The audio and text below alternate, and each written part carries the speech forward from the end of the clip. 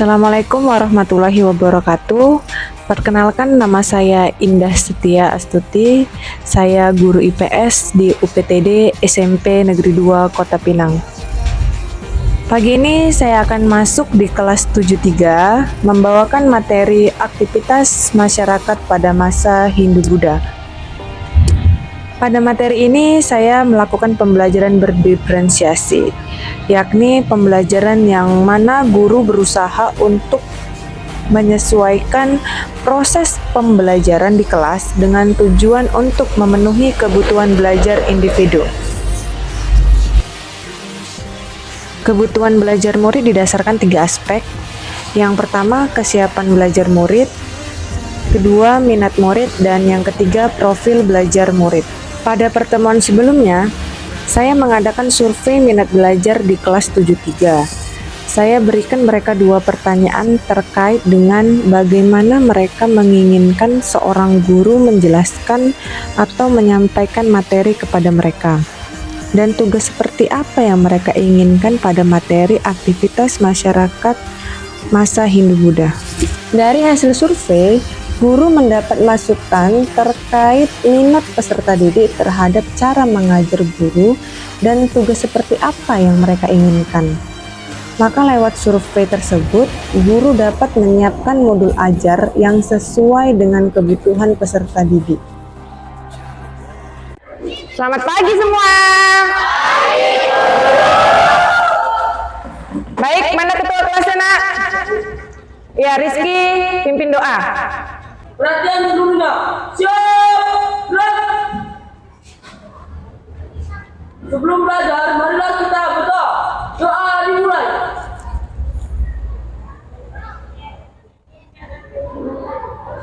Doa selesai. Pada ibu kita berbuat gerak.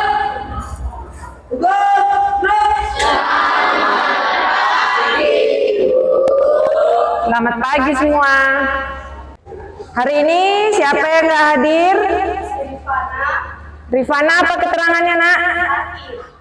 Rifana sakit. Kemudian Husnia keterangannya? Lanjut.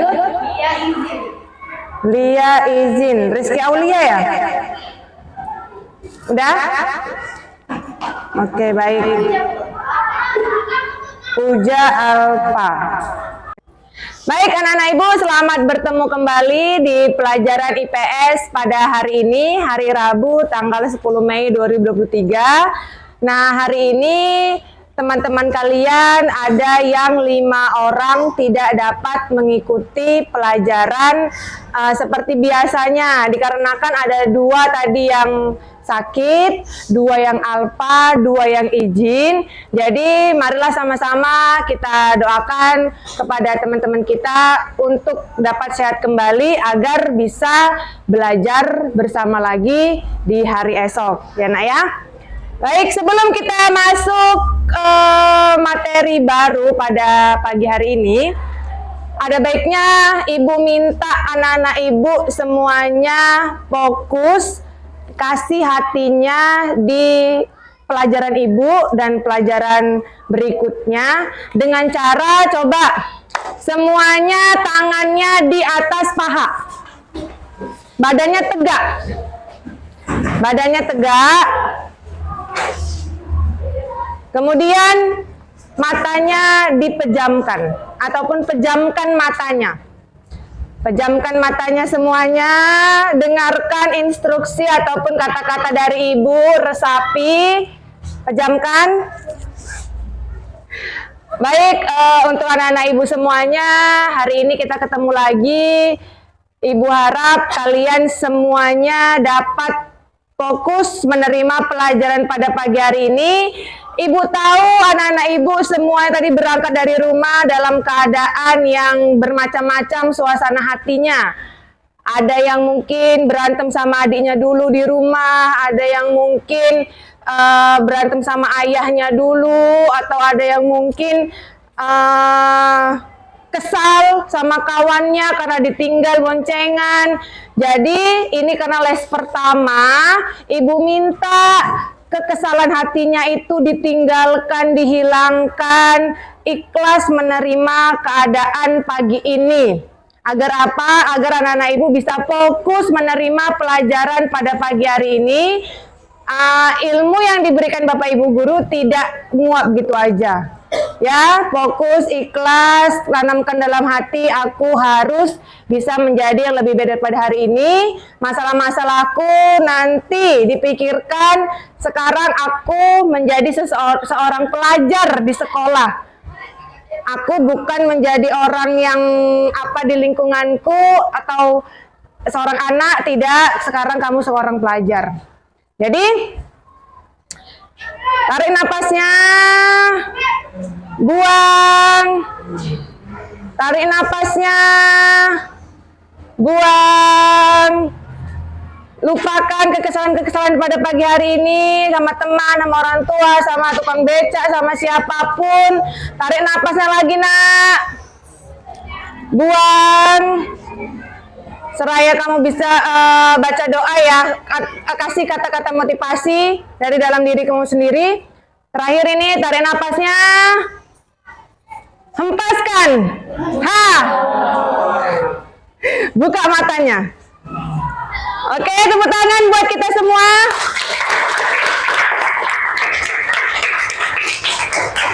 Dah, kan nggak mungkin kan ibu tanya satu-satu kayak mana kondisi hati tadi berangkat sekolah dan lain-lainnya.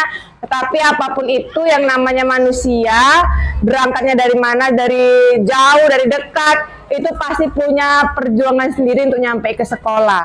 Jadi apapun itu, tinggalkan kekesalan itu. Hari ini kamu sebagai peserta didik siap menerima pelajaran. Sebelum kita mulai kegiatan pembelajaran kita, ada baiknya kita yel-yel dulu. Tadi kan udah memfokuskan pikiran, sekarang untuk merilekskan badan biar nggak tegang kali. Kita yel-yelnya ataupun ice breakingnya menggunakan lagu dari Jungkook BTS. Kenal nak? Oke, ibu minta semuanya berdiri. Berdiri, ikuti gerakannya dengan semangat ya.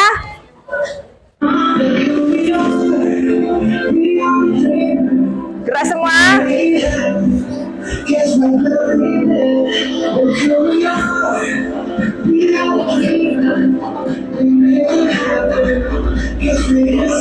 Ayo sayang.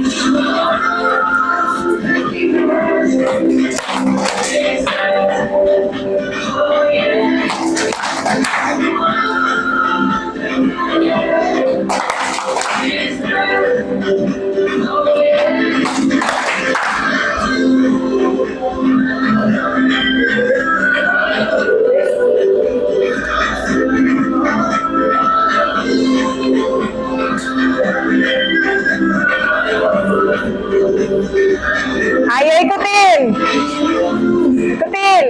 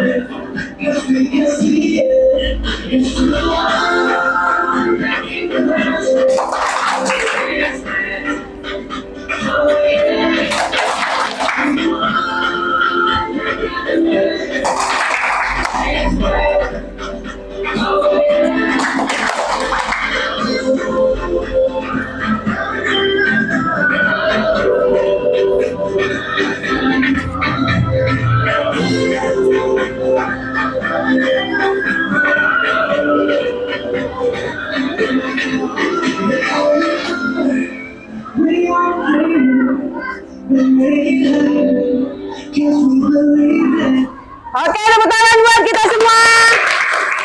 Silakan semuanya duduk kembali. Baik, setelah melakukan peregangan otot, pemusatan pikiran, sekarang kita masuklah ke materi pelajaran pada hari ini, yakni aktivitas kehidupan masyarakat masa lalu, yang mana fokusnya adalah kehidupan masyarakat Hindu-Buddha. Nah, sebelum kita bahas materi ini, Ibu mau adakan kuis terlebih dahulu. kuisnya Ibu kirim dari Quizizz. Silakan diambil HP-nya, Nak. Ibu tunggu kehadiran kalian di Quizizz ini. Ayo segera masuk, join, mulai.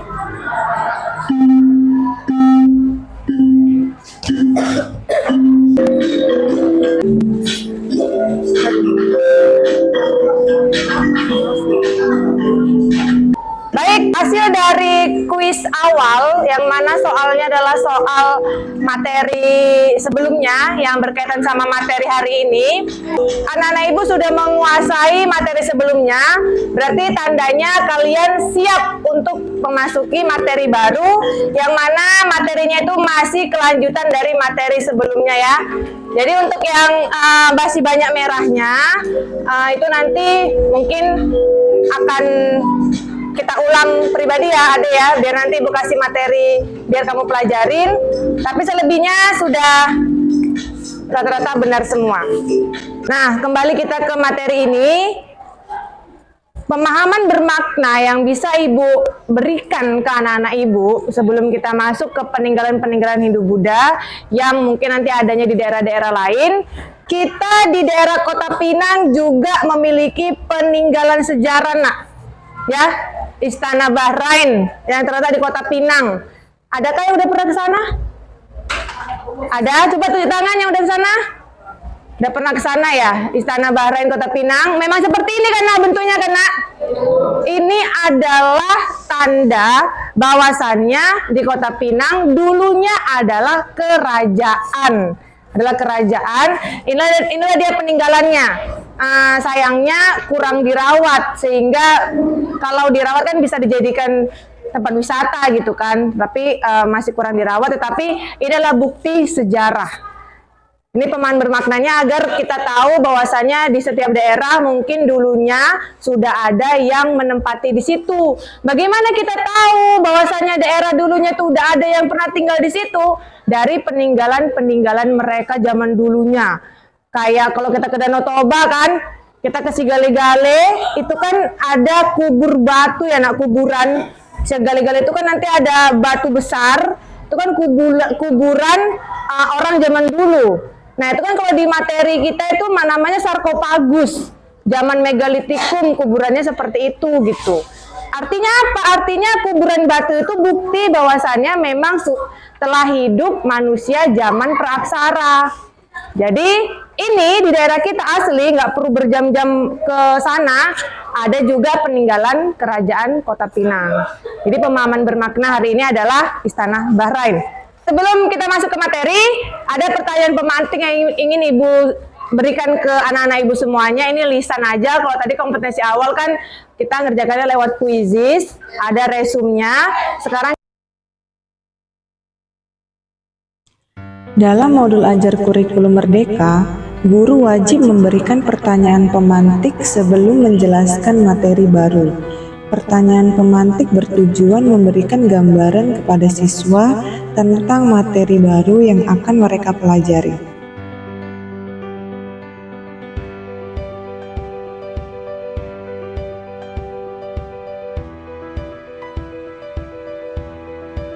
Setelah itu, guru wajib menyampaikan tujuan pembelajaran agar siswa mengerti pengetahuan baru apa yang harus mereka dapatkan dalam pertemuan hari ini. Peserta didik wajib mencatat tujuan pembelajaran agar mereka selalu ingat inti materi pelajaran pada hari ini.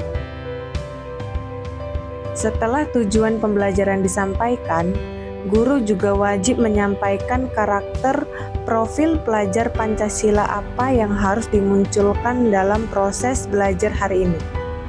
Karakter ini biasanya disesuaikan dengan materi dan aktivitas proses belajarnya.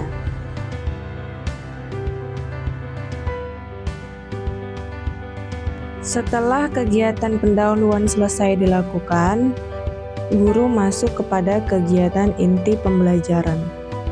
Guru menyampaikan materi pelajaran dengan berbagai konten.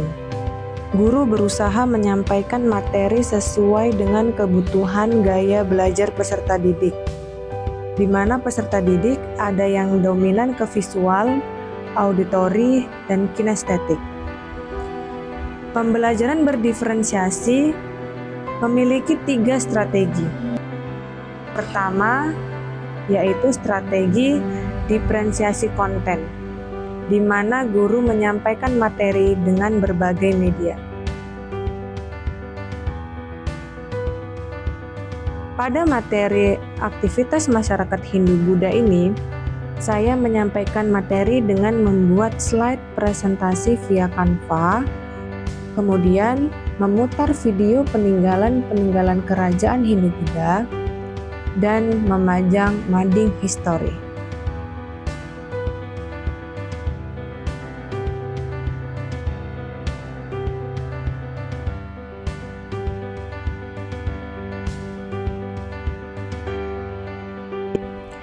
Setelah semua konten sudah ditampilkan, peserta didik diminta oleh guru untuk duduk berkelompok sesuai dengan hasil survei minat belajar.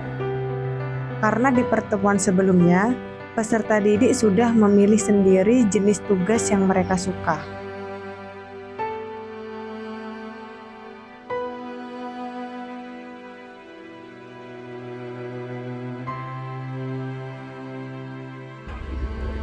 Guru membagi lembar kerja peserta didik sesuai dengan kelompoknya masing-masing. Kelompok ini dibentuk berdasarkan hasil survei minat belajar pada pertemuan sebelumnya. Terdapat 4 kelompok pada kelas 73, yakni kelompok yang suka pop-up book, kelompok yang suka mind mapping, kelompok yang suka mading history, dan kelompok yang suka ngevlog. Guru membimbing proses pengerjaan LKPD tiap-tiap kelompok.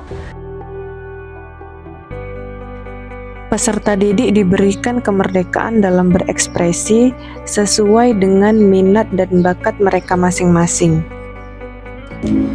Diferensiasi proses pada kegiatan pembelajaran hari ini terdiri dari proses membuat pop-up book, proses membuat mind mapping, proses membuat mading history, dan proses membuat mini vlog.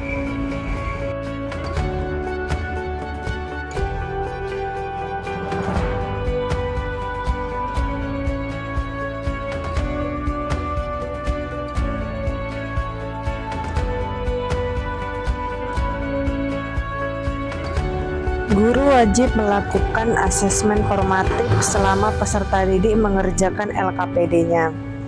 Penilaian ini bertujuan untuk memberikan refleksi pembelajaran kepada peserta didik.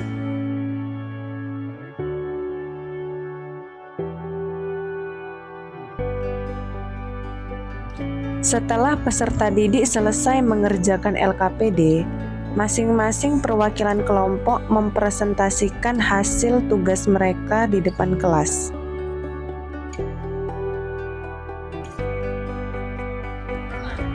Guru wajib mengapresiasi seluruh kelompok dan tidak menganggap produk A lebih bagus dari produk B, karena pada pembelajaran berdiferensiasi, semua produk memiliki ciri khas tersendiri sesuai dengan kemampuan anak. Pada kegiatan penutup, guru bersama peserta didik harus memberikan kesimpulan dan refleksi bersama selama kegiatan pembelajaran hari ini.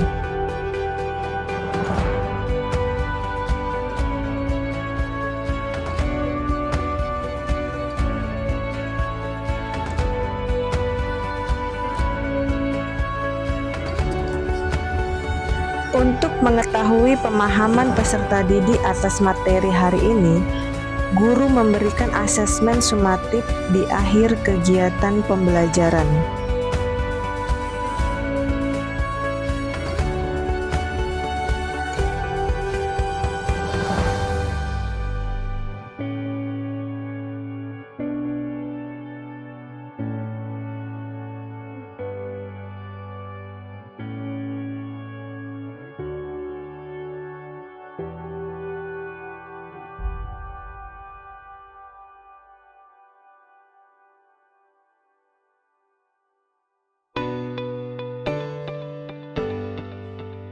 Hasil asesmen sumatif menjadi catatan bagi guru ada berapa siswa yang sudah atau belum paham atas materi yang sudah disampaikan?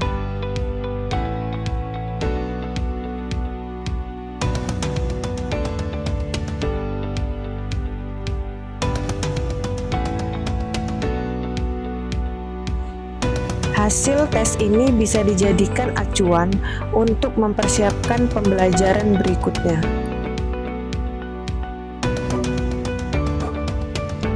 Kegiatan pembelajaran selesai, guru menutup kegiatan pembelajaran dengan menyampaikan rencana materi ajar berikutnya, dan kemudian mengucap salam.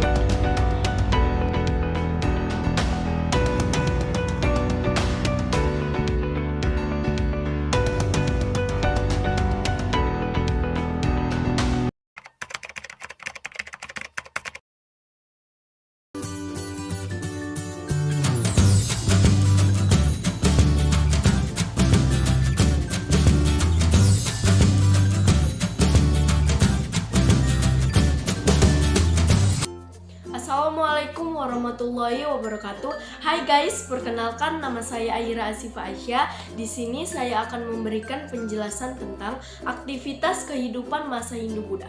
Langsung saja kita ke videonya ya teman-teman. Aktivitas kehidupan masyarakat masa Hindu-Buddha. Aktivitas kehidupan masyarakat pada masa Hindu-Buddha dipengaruhi oleh beberapa kerajaan. Contohnya 1. Kerajaan Kutai Martadipura, gerbang masa sejarah Nusantara. Kerajaan Kutai terletak di Kalimantan Timur, di tepi Sungai Mahakam dan dibuktikan dengan ditemukannya 7 buah prasasti berbentuk yupa. Prasasti yupa bertuliskan huruf Pallava dengan bahasa Sanskerta. Huruf Pallava tersebut diidentifikasi bentuk dan jenisnya, berasal dari sekitar tahun 400 Masehi. 2. Kerajaan Tarumanagara, penanda peradaban sejarah Nusantara di Pulau Jawa. Pada sekitar tahun 400 sampai 500 Masehi, di Jawa Barat terdapat kerajaan Tarumanagara. Raja yang berkuasa adalah Purnawarman.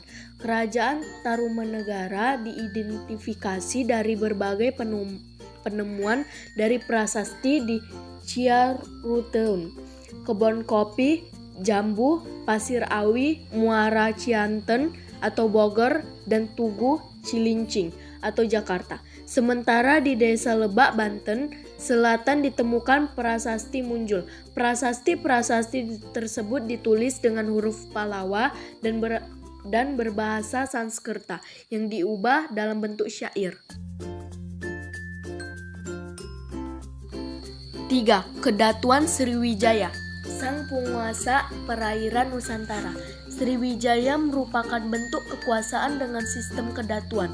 Kerajaan Sriwijaya merupakan kerajaan termegah yang ada di Indonesia pada abad ke-7. Prasasti Kedukan Bukit pada tahun 605 tahun Saka atau 683 Masehi menceritakan perjalanan suci yang dilakukan oleh Daputra Hyang dengan perahu. Ia berangkat dari Minangkabau dengan membawa tentara sebanyak 20.000 orang dan berhasil menaklukkan beberapa daerah. Perjalanan ini membawa kemenangan bagi Sriwijaya dan membawa kemakmuran.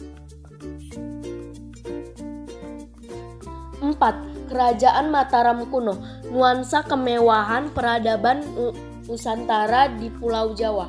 Kerajaan Mataram kuno mulai dikenal melalui prasasti yang ditemukan di Desa Canggal atau Barat Daya Magelang. Prasasti ini ditulis dalam huruf Pallava dan diterjemahkan dalam bahasa Sanskerta yang indah dengan bertuliskan angka 732 Masehi. Isi dari prasasti Canggal memperingati pendirian sebuah lingga atau lambang siwa di daerah Kunjarakunja oleh Sanjaya. 5. Kerajaan Singasari, pendiri dinasti penguasa Nusantara. Raja pertama Kerajaan Singasari adalah Ken Arok Kitab Pararaton, dan Negara Tagama menyebutkan Ken Arok semula anak orang biasa dari desa Pangkur. Ia lahir dari seorang anak petani yang kawin dengan dewa. Setelah itu ia diangkat anak oleh seorang pendeta yang mengabdi di Tumapel. Penguasa di Tumapel saat itu adalah anak Tunggul Ametung. Ken Arok jatuh cinta kepada istri dari Tunggul Ametung, yaitu Ken Dedes. Ken Arok membunuh Tunggul Ametung dengan kerisnya dan menikahi Ken Dedes. Ken Arok mengambil kekuasaan di daerah Tumapel. Sedikit demi sedikit Ken Arok menghimpun kekuatan militer dan berani melepaskan diri dari Kadiri yang saat itu dipimpin oleh Kertajaya. Ken Arok dibantu oleh pendeta dari Kadiri yang berselisih dengan raja. Bangun dan bukalah matamu, saatnya meraih mimpimu. Arahkan pandangan ke depan, Tuhan kan menuntunmu. Sadarilah masa berganti, tantangan kan kita hadapi. Bergandeng tangan untuk negeri, era kita menanti berseri. Kita belajar Pancasila, kita bernafas dalam sila-silanya. Kita belajar Pancasila, ayo kita jaga untuk Indonesia. Bersatu dalam perbedaan, berpegang tangan dan berlari. Singkirkan egomu, oh kawan, demi negeri ini. Jadilah generasi emas, cerdas berkarya. Setelah saya menonton video pembelajaran dari salah seorang guru kami di SMP Negeri 2 Kota Pinang ini, yaitu Indah, dari awal sampai akhir sangat lengkap sesuai dengan pembelajaran berdiferensiasi pada kurikulum Merdeka Belajar. Di sana tadi ada pertanyaan pemantik, ada tujuan pembelajaran, ada pengelompokan belajar, ditambah lagi isinya.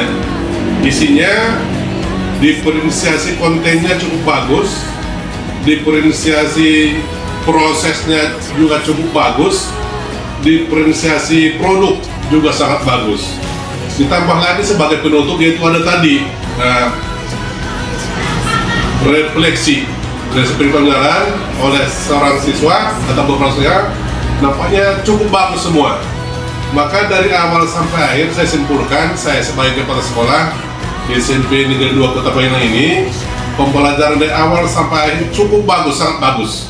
Dan ini sesuai dengan tuntutan kurikulum Merdeka Belajar yang sedang kami laksanakan di sekolah kami ini. Mudah-mudahan ini yang cukup bagus ini Ibu Indah nanti dapat menularkan, menyampaikan kepada guru-guru kami semua. Semoga semua pembelajaran di SMP Negeri 2 Kota Pinang ini dapat berjalan dengan baik sesuai dengan tuntutan kurikulum Merdeka Belajar, yaitu pembelajaran berdiferensiasi yang sangat bagus. Saya rasa demikian yang saya sampaikan. Sebagai kepala sekolah, saya ucapkan terima kasih kepada Ibu Indah yang sudah melaksanakan membuat video pembelajarannya dengan cukup bagus. Saya ucapkan terima kasih sekali lagi. Demikian, Assalamualaikum warahmatullahi wabarakatuh. Setelah kami mengikuti pembelajaran berdiferensiasi mata pelajaran IPS, mata pelajaran IPS menjadi sangat menyenangkan. Guru berusaha memenuhi kebutuhan belajar murid dengan cara bertanya terhadap jenis tugas yang kami sukai, dan guru memberikan ruang untuk berkreasi dan mengekspresikan minat dan bakat kami masing-masing. Assalamualaikum warahmatullahi wabarakatuh.